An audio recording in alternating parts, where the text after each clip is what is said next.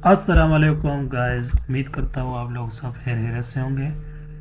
मैं अभी ये कैपकट के थ्रू अपना वीडियो है जो टास्क हमें मिला है वो रिकॉर्ड कर रहा हूँ।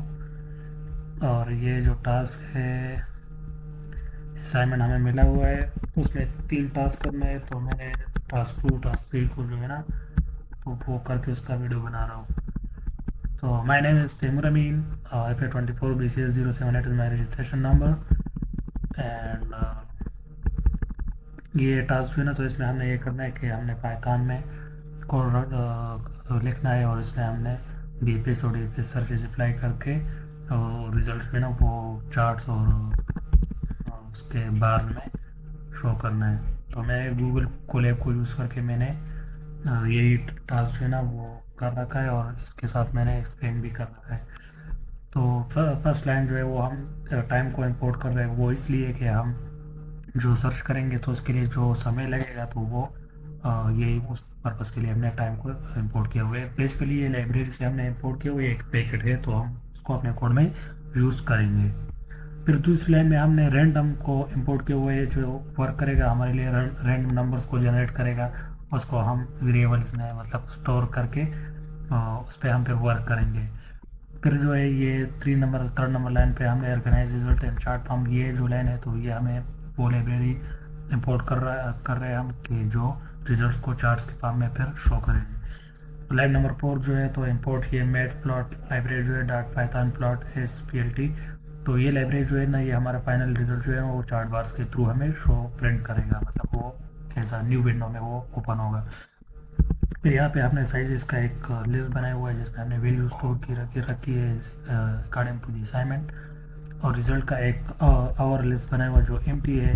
तो ये इसलिए मैंने एम्प्टी बना के रखा है जिसमें हम डेटा स्टोर करेंगे पर ईच सर्च, जो सर्च हम करेंगे जिसका डेटा होगा वो इसी रिजल्ट में हम स्टोर करेंगे, और फिर इसको आखिर में हम शो करेंगे, मतलब वो पुट आउटपुट में हम ये शो करेंगे। फिर एक लूप मैंने चलाया रखी है जिसके थ्रू हम डिफरेंट जो रैंडम नंबर है वो हम जनरेट करते रहेंगे, और उसी को हम डेटा पे स्टोर करेंगे, और हमारा जो गोल होगा तो वो उसके थ्रू हम फाइंड करेंगे। कि जो -220 है तो ये अकॉर्डिंग टू असाइनमेंट मैंने इस तरह का कंडीशन बना रखा है। तो यहाँ पे ये स्टार्ट जो वेरिएबल है तो इसमें हम इस मेथड के थ्रू हम सर्च बिगिन टाइम जो है, मतलब जो जिस समय हम सर्च स्टार्ट करेंगे ना तो उसमें वही समय हम स्टोर करेंगे। बीएफएस टाइम जो है ना तो ये वो टाइम होगा जिसमें हम जिसने टाइम में हमने बीएफएस सर्च करा तो ये वही टाइम होगा जिसको हम मतलब टाइम मेथड से हम स्टार्ट वाला टाइम माइनस करेंगे तो वो हमारे साथ बीएफएस आ जाएगा। इसी तरह डीएफएस के लिए सेम वो करेंगे हम। फिर डेटा फ्रॉम और प्लॉट्स के लिए हमने ये वेरिएबल्स वगैरह बनाए, उसमें हमने मेथड यूज़ किए, जो बिल्ट इन मेथड्स है वो हमने इसमें यूज़ कर रही है। और जो लास्ट में मेथड है तो ये इसके थ्रू हम वो रिज़ल्ट को शो करेंगे। तो ये मैंने कोड को रन किया और फिर बाद में हमारे साथ ये रिज़ल्ट आ गया। आई थिंक ये आपको क्लियर नज़र आता होगा। इसमें वो एक्सेस पे जो है ना हमारे साथ टाइम है, और ये जो वाई एक्सेस है तो इस पर हमारे साथ साइज है जो हमने डेटा वो बना रखा है। फिर टास्क 3 जो है तो वो भी इसी सेम तरीके से करना है।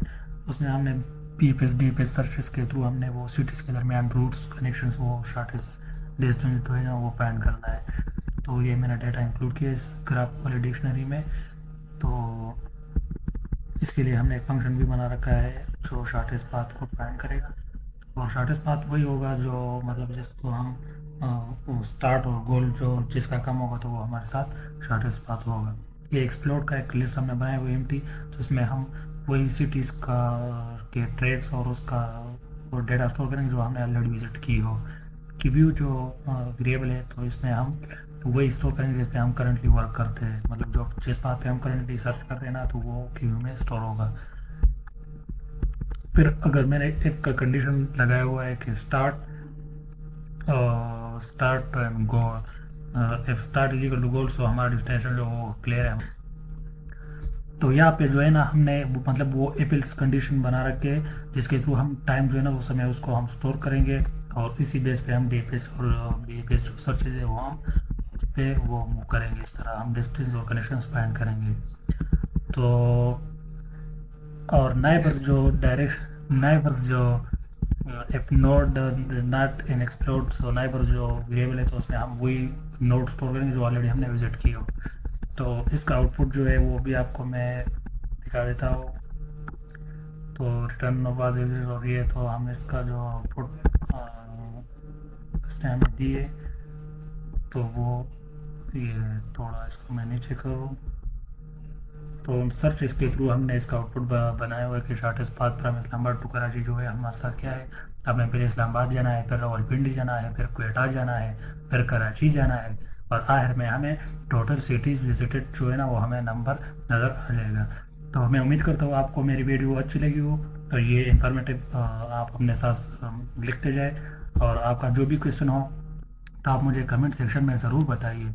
और मेरी वीडियो को शेयर करें, लाइक करें, सब्सक्राइब करें, और चैनल को ज़रूर सब्सक्राइब करें। Thank you.